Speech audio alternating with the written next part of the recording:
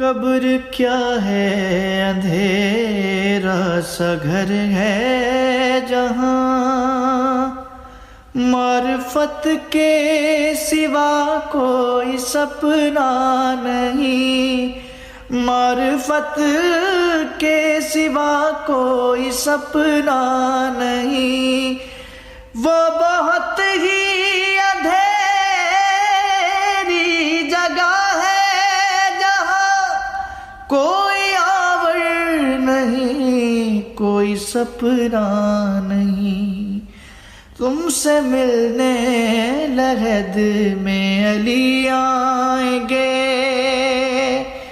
तुमसे मिलने लहद में अली आएंगे। बोलो तन्हाई में और क्या चाहिए।